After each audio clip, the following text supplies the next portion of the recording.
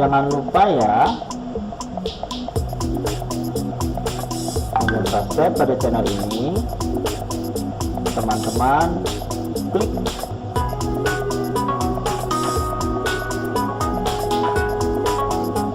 kemudian tombol notifikasinya juga klik untuk mendapatkan notifikasi updatean dari channel ini. Terima kasih.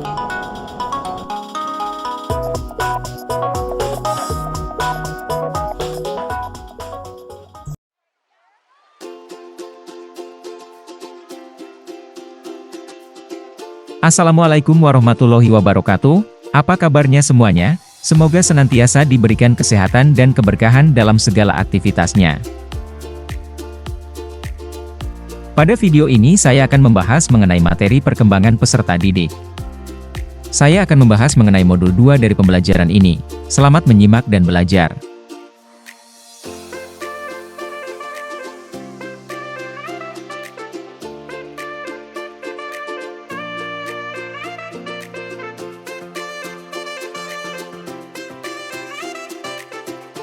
Sumber dari materi pembelajaran ini adalah dari buku materi pokok atau BMP Perkembangan Peserta Didik atau MKDK 4002, penulis Nisa Felicia, PhD yang diterbitkan oleh Universitas Terbuka tahun 2022.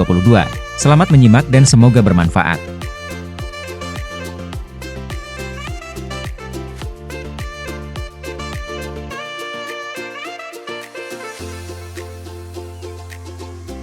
Dalam modul 2 ini, kita akan mempelajari teori-teori perkembangan kognitif dari perspektif sosial budaya.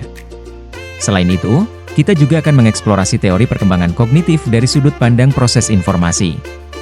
Selain itu, dari pembelajaran modul 2 ini, diharapkan kita dapat memahami relevansi teori perkembangan kognitif dan pemrosesan informasi bagi seorang guru dalam mengajar. Modul ini terbagi menjadi 2 bagian utama. Kegiatan belajar 1, kita akan mempelajari teori perkembangan kognitif dari Piaget dan Vygotsky, termasuk tahapan-tahapan perkembangannya. Selain itu, kita akan berpikir lebih dalam tentang bagaimana teori-teori ini dapat diterapkan dalam dunia pendidikan. Sedangkan kegiatan belajar 2, kita akan mempelajari tentang cara kerja otak dalam memproses informasi, bagaimana ingatan berkembang, dan konsep kecerdasan. Setelah mempelajari hal ini, kita diharapkan dapat menjelaskan bagaimana semua konsep tersebut dapat membantu seorang guru dalam mengajar. Setelah mempelajari teori perkembangan kognitif dari perspektif sosial budaya dan proses informasi, kita diharapkan dapat 1. Menjelaskan konsep teori perkembangan kognitif dari Jean Piaget dan Lev Vygotsky. 2. Mendeskripsikan dan membandingkan tahapan-tahapan perkembangan dalam teori perkembangan kognitif Jean Piaget dan Lev Vygotsky. 3. Menjelaskan model sistem proses informasi. Dan 4. Mengidentifikasi strategi-strategi yang digunakan seorang anak dalam proses mengingat.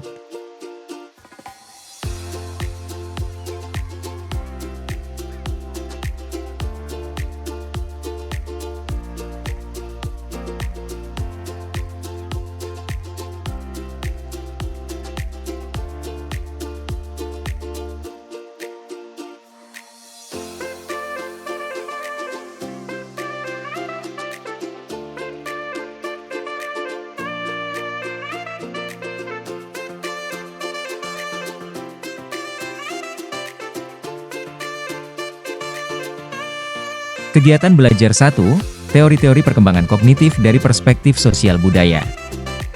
Perhatikan gambar berikut. Salah satu contoh dari hewan yang melakukan adaptasi adalah cicak. Cicak memiliki kemampuan unik untuk memutuskan ekornya saat dalam bahaya. Ekor cicak yang putus akan terus bergerak, sehingga mengalihkan perhatian pemangsa. Sementara itu, cicak dapat melarikan diri dengan aman. Contoh lain dari hewan yang beradaptasi adalah beruang yang melakukan hibernasi atau tidur panjang selama musim dingin untuk menghemat energi. Sebelum melakukan hibernasi, beruang akan makan lebih banyak untuk cadangan energinya karena selama musim dingin akan terjadi kelangkaan makanan. Hewan-hewan melakukan adaptasi untuk bertahan hidup, misalnya untuk menghindari serangan pemangsa atau menyesuaikan diri dengan perubahan lingkungan. Menariknya, manusia juga melakukan adaptasi dengan lingkungannya. Proses adaptasi manusia berlangsung seumur hidup, dimulai sejak bayi hingga dewasa. Kita semua beradaptasi untuk menyesuaikan diri dengan lingkungan sekitar. Bentuk adaptasi manusia sangat beragam dan berubah seiring dengan tahap perkembangan kita.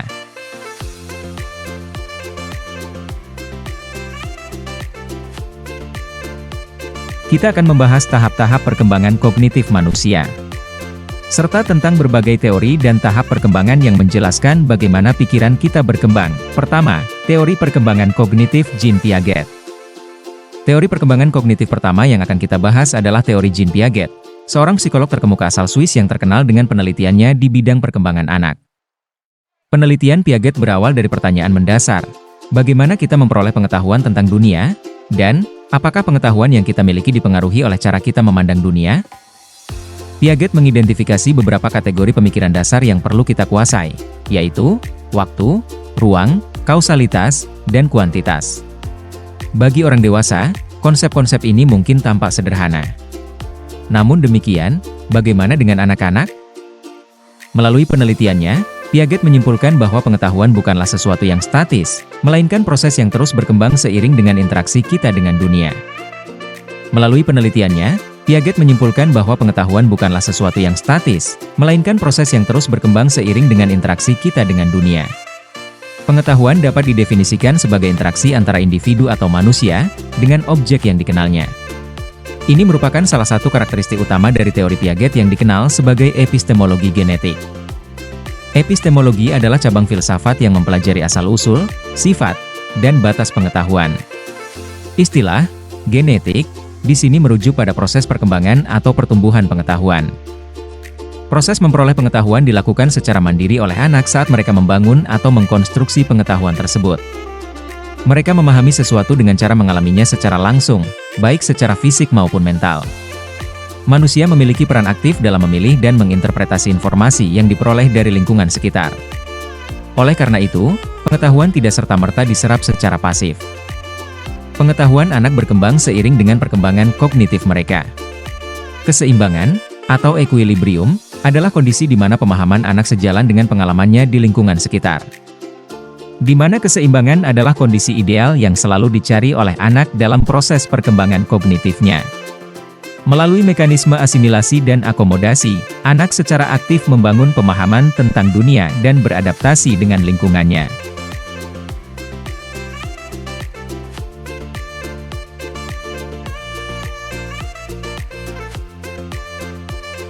Selanjutnya, Piaget menggunakan konsep strukturalisme karena ia berpendapat bahwa pemikiran anak bersifat sistematis. Anak-anak memiliki struktur mental dasar atau skema yang menjadi kerangka acuan dalam menyerap pengetahuan baru. Proses membangun pengetahuan melibatkan penyesuaian antara skema yang sudah ada dengan informasi baru yang diperoleh. Melalui proses inilah, pengetahuan dan kecerdasan anak terus berkembang. Skemata adalah sebuah representasi atau pemahaman dasar yang dimiliki anak tentang hal-hal di sekitarnya. Skemata membuat anak mampu menginterpretasi pengalaman mereka. Perkembangan kognitif adalah perkembangan skemata-skemata. Skemata tidak hanya dibangun, tetapi juga dimodifikasi. Proses ini dikenal juga dengan proses intelektual.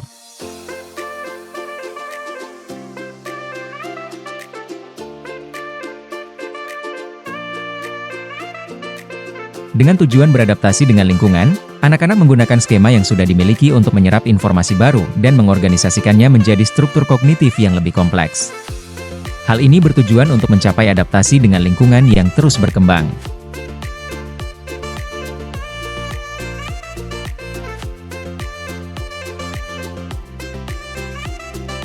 Skema anak berkembang serta beradaptasi melalui proses.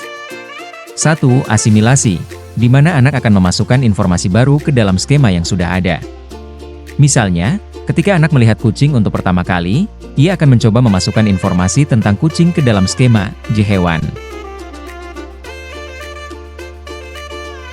Kedua, akomodasi, di mana jika informasi baru tidak sesuai dengan skema yang sudah ada, anak akan mengubah atau membentuk skema baru. Misalnya, ketika anak melihat anjing, ia akan menyadari bahwa tidak semua hewan berbulu adalah kucing, sehingga ia membentuk skema baru untuk anjing.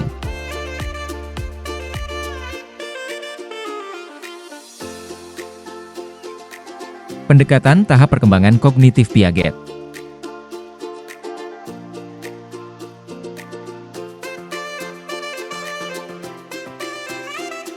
Berbeda dengan perubahan fisik seperti tinggi dan berat badan yang dapat suatu keadaan perubahan dalam cara berpikir dan berperilaku lebih bersifat pengetahuan dan pengalaman yang diperoleh anak pada seorang anak berusia 6 tahun mungkin merasa sangat senang ketika diberi es krim. Pola pikir yang berbeda kesenangan ini muncul karena ia dapat menikmati makanan kesukaannya. Perubahan dalam struktur atau skema ini bersifat kualitatif. Ketika anak berusia 17 tahun diukur sumber kebahagiaannya mungkin telah berubah. Ia mungkin lebih merasa senang ketika bisa melakukan hal-hal yang ia sukai dan merasa mandiri. Perubahan ini menunjukkan bahwa pola pikir dan nilai-nilai seseorang dapat berkembang secara signifikan seiring bertambahnya usia dan pengalaman.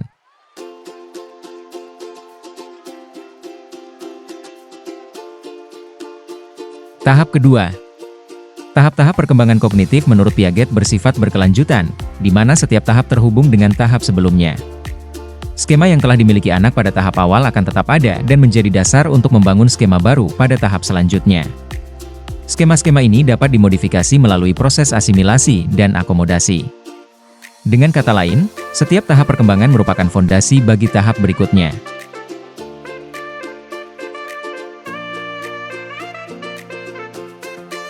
Tahap ketiga. Perkembangan kognitif bersifat bertahap dan berurutan.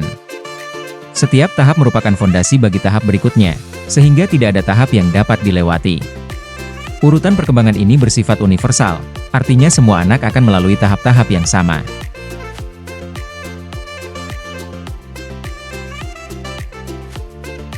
Tahap keempat. Tahap-tahap perkembangan ini bersifat universal. Anak yang tinggal di berbagai belahan dunia akan melewati tahap yang sama. Walaupun demikian, penting untuk diingat bahwa umur setiap anak dalam tahap yang mereka lewati bisa berbeda-beda. Piaget memberikan kisaran umur untuk setiap tahap, tetapi dalam kenyataannya, patokan umur ini tidak selalu tepat.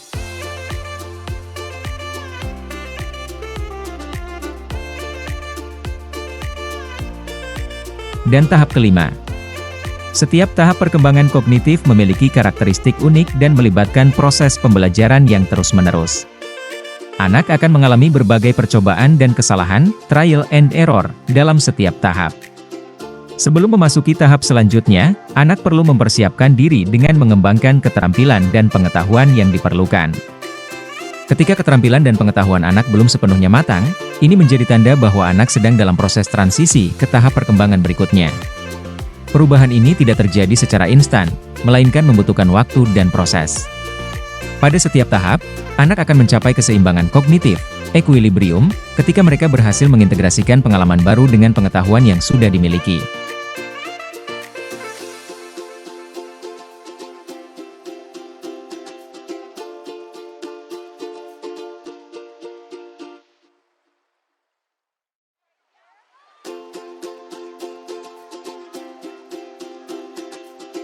Tahap pertama. Tahap pertama adalah sensori motor. Dalam teori Piaget, tahap sensori motor berlangsung sejak bayi lahir hingga sekitar usia 2 tahun. Pada tahap ini, bayi belajar tentang dunia melalui indera mereka, atau sensorik, dan tindakan fisik, atau motorik. Bayi akan mengeksplorasi lingkungan sekitar dengan cara meraba, mengisap, melihat, mendengar, dan menggerakkan tubuhnya. Tahap sensori motor merupakan fondasi penting bagi perkembangan kognitif selanjutnya. Melalui pengalaman sensorik dan motorik, bayi membangun pemahaman dasar tentang dunia dan mengembangkan keterampilan yang diperlukan untuk belajar dan berinteraksi dengan orang lain. Contoh aktivitas yang merangsang perkembangan pada tahap sensori motor, antara lain: memberikan berbagai macam mainan dengan tekstur dan warna yang berbeda, membacakan buku dengan gambar yang menarik, dan lain sebagainya.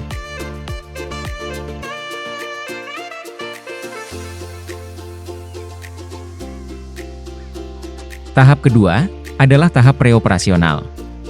Tahap preoperasional umumnya berlangsung antara usia 2 hingga 7 tahun. Anak-anak pada tahap ini mulai mengembangkan kemampuan berpikir simbolis, tetapi masih terbatas pada hal-hal konkret dan seringkali egosentris. Mereka belum sepenuhnya memahami konsep abstrak dan logika.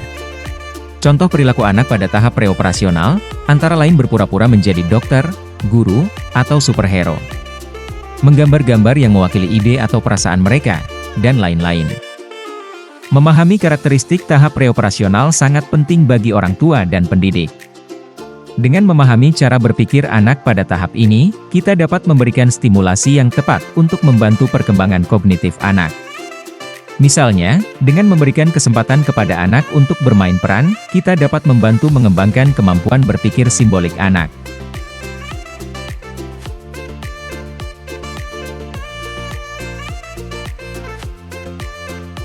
Memahami karakteristik tahap preoperasional sangat penting bagi orang tua dan pendidik.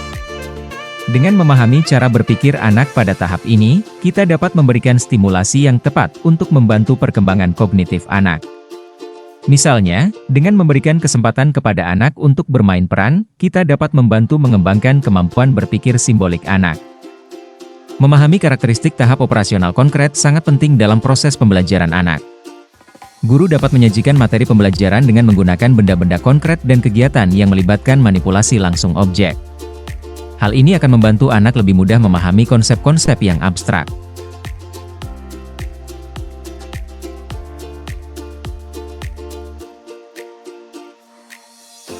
Tahap keempat. Tahap operasional formal. Tahap ini umumnya dimulai sekitar usia 12 tahun dan berlanjut hingga dewasa. Pada tahap ini, kemampuan berpikir anak mencapai puncaknya. Mereka mulai mampu berpikir secara abstrak, logis, dan hipotesis. Contoh perilaku anak pada tahap operasional formal, yaitu anak mulai tertarik pada pertanyaan-pertanyaan besar tentang kehidupan, anak mulai merencanakan masa depan dan menetapkan tujuan hidup, dan mulai tertarik pada isu-isu sosial serta mencari solusinya. Memahami karakteristik tahap operasional formal sangat penting dalam proses pendidikan remaja. Guru dapat memberikan materi pembelajaran yang lebih menantang dan mendorong siswa untuk berpikir kritis dan kreatif. Selain itu, orang tua juga perlu memahami bahwa remaja pada tahap ini sedang mencari jati diri dan membutuhkan dukungan serta bimbingan.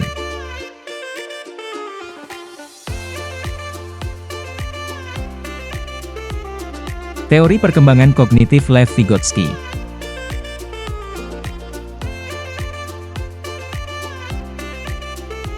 Selain Piaget, Lev Vygotsky juga merupakan tokoh penting dalam teori perkembangan kognitif. Vygotsky menekankan dua hal utama, yaitu 1. Perkembangan kognitif terjadi dalam konteks sosial budaya yang memengaruhi perkembangan tersebut, dan 2. Banyak kemampuan kognitif penting pada anak yang berkembang dari adanya interaksi sosial dengan orang tua, guru, dan orang lain yang memiliki kompetensi lebih tinggi dari seorang anak. Zona perkembangan proksimal, ZPD, adalah konsep penting dalam teori perkembangan kognitif yang diperkenalkan oleh Lev Vygotsky. ZPD merujuk pada jarak antara apa yang dapat dilakukan seorang anak sendiri, dan apa yang dapat mereka lakukan dengan bantuan orang lain yang lebih kompeten, seperti orang tua, guru, atau teman sebaya. Misalnya, seorang anak mungkin belum bisa mengikat tali sepatu sendiri. Namun, dengan bantuan orang tuanya, anak tersebut dapat belajar mengikat tali sepatu. Jarak antara kemampuan anak mengikat tali sepatu tanpa bantuan dan dengan bantuan orang tua inilah yang disebut sebagai ZPD. ZPD merupakan konsep yang sangat relevan dalam dunia pendidikan. Dengan memahami ZPD, kita dapat menciptakan lingkungan belajar yang mendukung perkembangan optimal anak. Vygotsky berpendapat bahwa seorang anak terlibat dalam dialog dengan orang lain yang lebih berpengetahuan, seperti teman sebaya atau orang dewasa, dan secara bertahap, melalui interaksi sosial dan pemahaman, mengembangkan kemampuan untuk memecahkan masalah secara mandiri dan melakukan tugas-tugas tertentu tanpa bantuan. Zona perkembangan proksimal, ZPD, adalah konsep penting dalam teori perkembangan kognitif yang diperkenalkan oleh Lev Vygotsky. ZPD merujuk pada jarak antara apa yang dapat dilakukan seorang anak sendiri, dan apa yang dapat mereka lakukan dengan bantuan orang lain yang lebih kompeten, seperti orang tua, guru, atau teman sebaya. Misalnya, seorang anak mungkin belum bisa mengikat tali sepatu sendiri. Namun, dengan bantuan orang tuanya, anak tersebut dapat belajar mengikat tali sepatu. Jarak antara kemampuan anak mengikat tali sepatu tanpa bantuan dan dengan bantuan orang tua inilah yang disebut sebagai ZPD. ZPD merupakan konsep yang sangat relevan dalam dunia pendidikan. Dengan memahami ZPD, kita dapat menciptakan lingkungan belajar yang mendukung perkembangan optimal anak. Vygotsky berpendapat bahwa seorang anak terlibat dalam dialog dengan orang lain yang lebih berpengetahuan, seperti teman sebaya atau orang dewasa, dan secara bertahap, melalui interaksi sosial dan pemahaman, mengembangkan kemampuan untuk memecahkan masalah secara mandiri dan melakukan tugas-tugas tertentu tanpa bantuan. Setiap pengalaman belajar termasuk dalam salah satu dari 3 kategori berikut.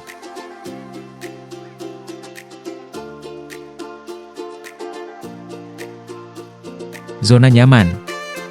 Hal ini adalah tugas yang dapat diselesaikan sendiri oleh peserta didik dengan nyaman tanpa bantuan. Akibatnya, tugas-tugas ini terlalu mudah dan tidak menghasilkan perkembangan yang nyata.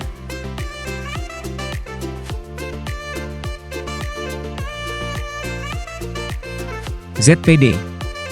Pada area ini adalah tugas-tugas yang menantang tetapi dapat dicapai dengan bantuan dari orang yang lebih berpengetahuan seperti instruktur, mentor, atau pelatih. Ini adalah zona pembelajaran yang optimal.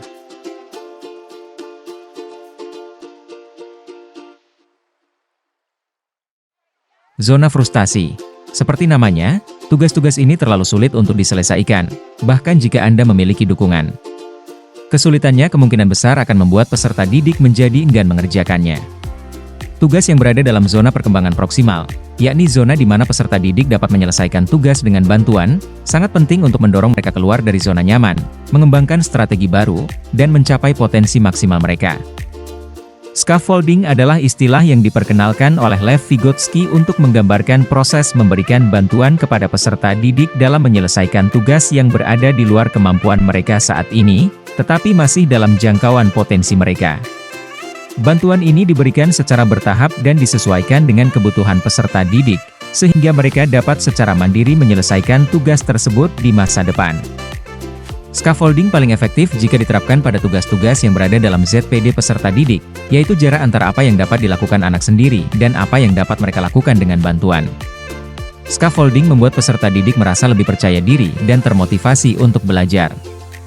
Dengan bantuan scaffolding, peserta didik dapat membangun pemahaman yang lebih mendalam tentang konsep yang sedang dipelajari. Teori Vygotsky memberikan pandangan yang lebih holistik tentang pembelajaran, di mana siswa tidak hanya dianggap sebagai penerima informasi, tetapi juga sebagai pembangun pengetahuan aktif. Cooperative learning penting karena anak menjadi lebih termotivasi ketika mereka menyelesaikan masalah bersama. Selain itu, jika anak melakukan cooperative learning, mereka harus menyampaikan pendapat mereka kepada orang lain. Dengan berbicaralah mereka bisa mengevaluasi, dan bisa lebih baik dalam penyampaian agar bisa dipahami orang lain. Anak juga merasa tertantang ketika mereka bekerja sama dan mereka akan menggunakan strategi kognitif yang lebih tinggi yang dapat membuat mereka memikirkan ide-ide yang tak akan terpikirkan jika mereka tidak bekerja sama. Berikut perbandingan teori perkembangan kognitif Piaget dan Lev Vygotsky.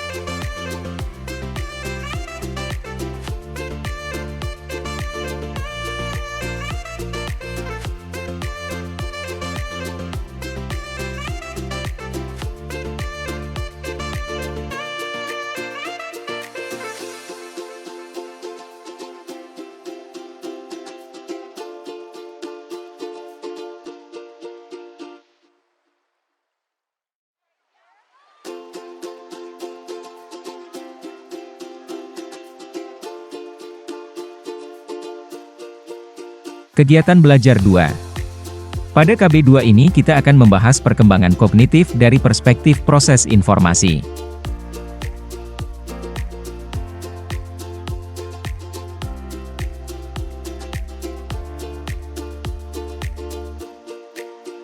Piaget berpendapat bahwa, anak adalah seorang yang mandiri, yang dapat membangun sendiri pengetahuannya. Vygotsky meyakini bahwa pengetahuan berasal dari interaksi sosial yang dilakukan oleh anak. Sudut pandang menurut Makwini menyatakan bahwa, pemikiran manusia lebih banyak mirip dengan cara kerja komputer.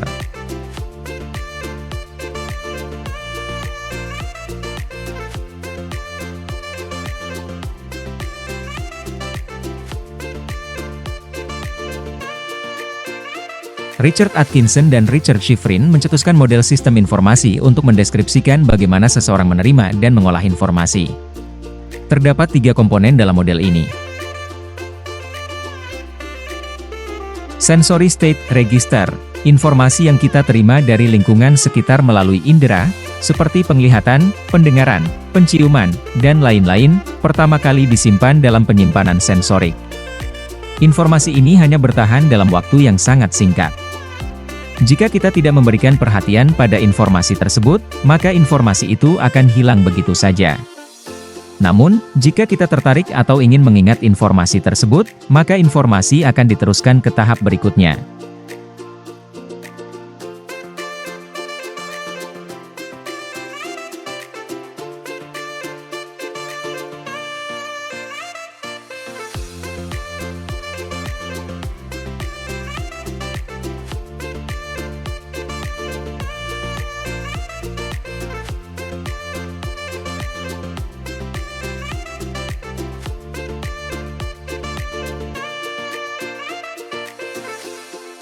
Short Term Store, STS, informasi yang berhasil menarik perhatian kita dari penyimpanan sensorik akan dipindahkan ke memori jangka pendek. Di sini, kita dapat menyimpan informasi untuk sementara waktu, misalnya saat kita sedang melakukan perhitungan atau mengingat nomor telepon. Kapasitas penyimpanan jangka pendek ini terbatas, dan jika kita tidak terus-menerus mengulang informasi tersebut, maka informasi itu akan cepat dilupakan. Memori jangka pendek juga sering disebut sebagai working memory, karena kita secara aktif menggunakannya untuk melakukan berbagai tugas kognitif. Long Term Store, LTS. Informasi yang sudah kita pahami dan artikan disimpan secara permanen untuk digunakan di masa mendatang. Ini termasuk semua pengetahuan yang Anda miliki saat ini, pengalaman-pengalaman yang pernah Anda alami, dan cara-cara yang biasa Anda lakukan untuk menyelesaikan masalah. Dengan kata lain, LTS adalah seperti perpustakaan besar dalam pikiran kita yang menyimpan semua buku pengetahuan dan pengalaman kita. Kita bisa mengambil dan menggunakan informasi ini kapan saja.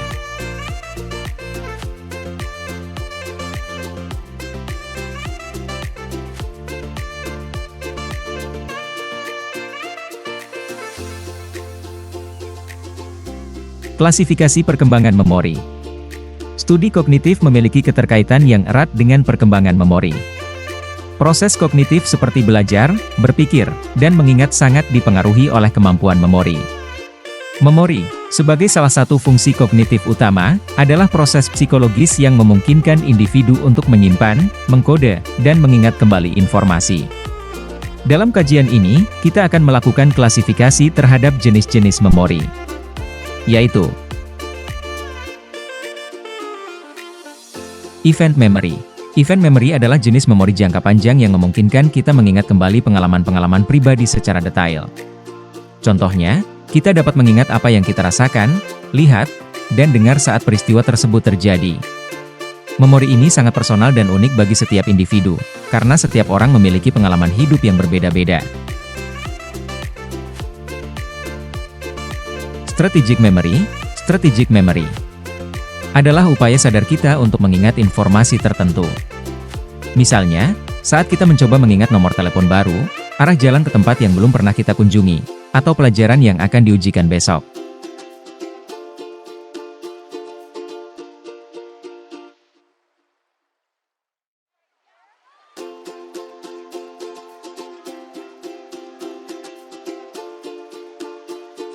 Perkembangan dalam memori atau ingatan.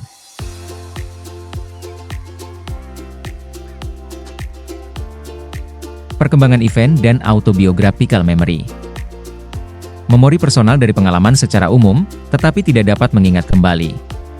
Ingatan yang kita miliki bersifat pribadi, dan biasanya kita mudah mengingatnya. Tapi, kita sering lupa hal-hal yang terjadi saat kita masih kecil. Fenomena ini disebut amnesia masa kanak-kanak.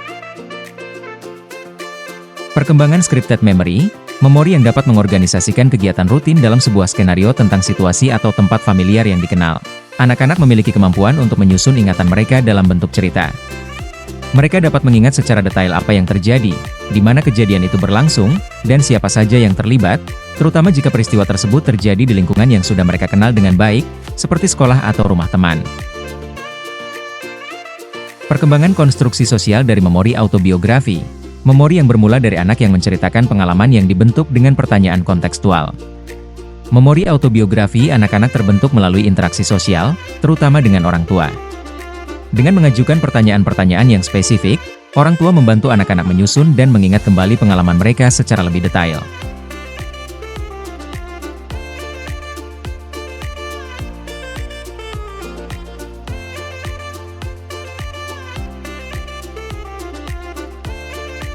Perkembangan strategi memori, berbagai macam strategi digunakan oleh anak untuk mengingat kembali sebuah informasi, antara lain rehearsal. Rehearsal merupakan teknik pengulangan informasi secara berulang untuk memperkuat ingatan. Dengan mengulang-ulang sesuatu berkali-kali, kita seolah-olah melatih otak untuk mengingat informasi tersebut.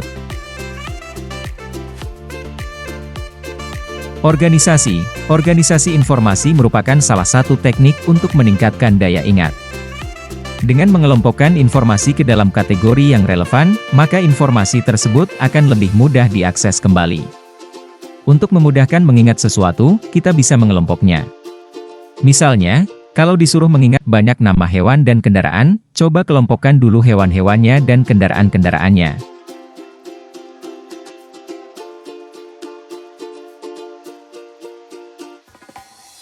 Proses mengingat atau retrieval dapat dilakukan dengan dua metode. Free recall, mengingat informasi tanpa adanya rangsangan spesifik. Kita mencoba mengingat sesuatu tanpa bantuan apapun. Cuat recall, mengingat informasi dengan bantuan petunjuk atau pertanyaan tertentu.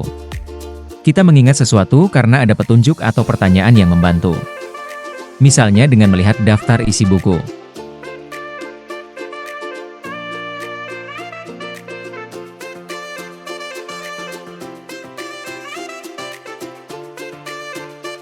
Konsep kecerdasan dan perkembangan dapat digambarkan demikian.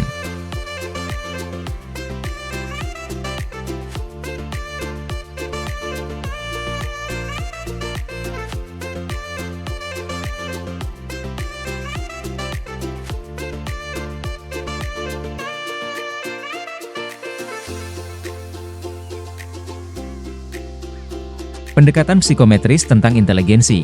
Seiring bertambahnya usia, cara kita berpikir juga ikut berkembang. Dalam pembahasan ini, kita akan membahas bagaimana cara mengukur perkembangan intelektual tersebut menggunakan pendekatan psikometri, yaitu suatu pendekatan yang banyak digunakan dalam bidang psikologi untuk mengukur kecerdasan seseorang. Pendekatan psikometri secara garis besar dibagi menjadi dua, yaitu 1. Pendekatan komponen tunggal. Binet dan Simon memperkenalkan konsep umur mental di dalam psikologi perkembangan. Konsep ini digunakan untuk membandingkan kemampuan kognitif seorang anak dengan anak-anak lain yang seusia. Jika seorang anak dapat menyelesaikan tugas yang biasanya dapat diselesaikan oleh anak yang lebih muda, maka dikatakan bahwa anak tersebut memiliki umur mental yang lebih rendah dari umur kronologisnya. 2. Pandangan multikomponen inteligensi. Para ahli berpendapat bahwa mengukur kecerdasan hanya dengan satu angka, seperti umur mental, tidak cukup. Mereka berargumen bahwa kecerdasan manusia terdiri dari berbagai kemampuan yang berbeda-beda, sehingga memerlukan pendekatan yang lebih komprehensif. Setiap orang punya kemampuan yang berbeda-beda, seperti matematika atau bahasa. Jadi, tidak bisa hanya diukur dengan satu angka saja.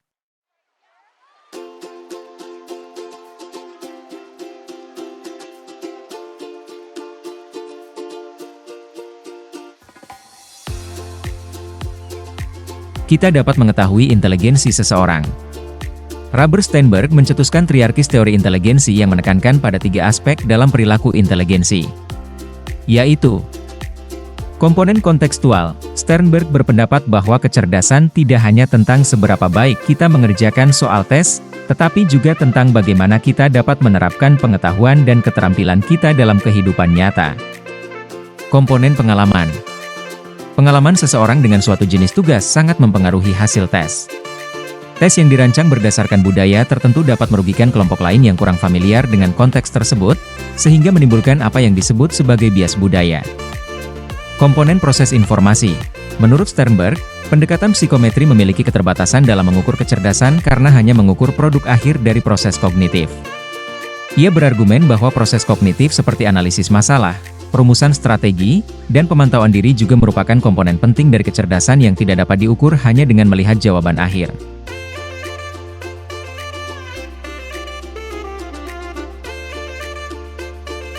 Berbeda dengan pandangan psikometrik yang mengukur kecerdasan secara tunggal, Howard Gardner berpendapat bahwa kecerdasan manusia bersifat multidimensi. Ia mengidentifikasi 9 jenis kecerdasan yang berbeda, masing-masing terkait dengan kemampuan kognitif yang spesifik dan berkembang secara independen. 9 jenis kecerdasan itu antara lain adalah 1. Kecerdasan verbal linguistik. Orang yang memiliki kecerdasan verbal linguistik tinggi menunjukkan kepekaan yang tinggi terhadap bunyi, struktur, makna, dan fungsi bahasa. Mereka cenderung mahir dalam kegiatan yang melibatkan bahasa, seperti membaca, menulis, bercerita, dan berdebat. 2. Kecerdasan visual spasial.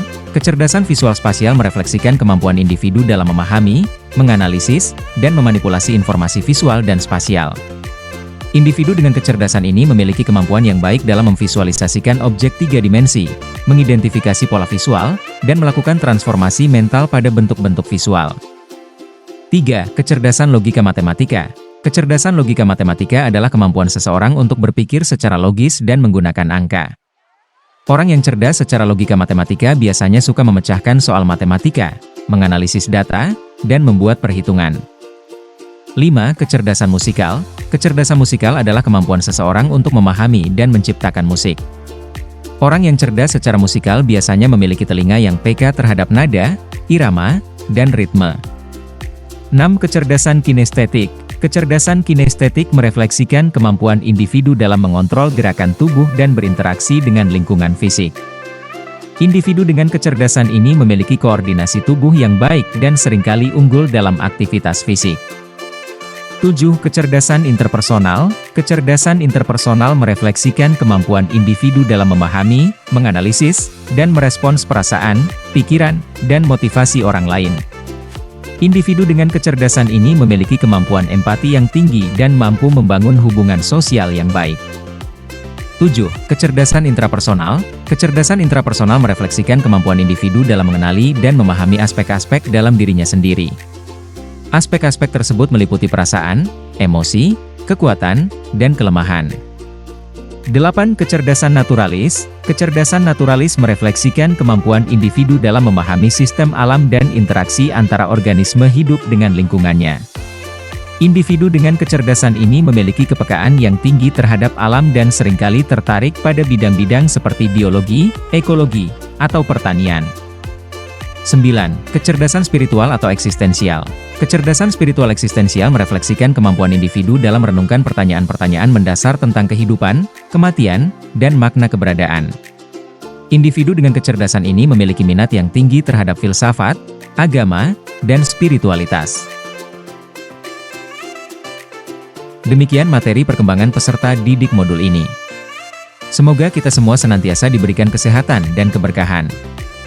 Jangan lupa bagi yang belum klik subscribe, bisa diklik tombolnya, dan juga tombol like. Jika menurut Anda materi ini bermanfaat silakan juga di-share. Semoga bermanfaat, sampai berjumpa di materi berikutnya, dan terima kasih.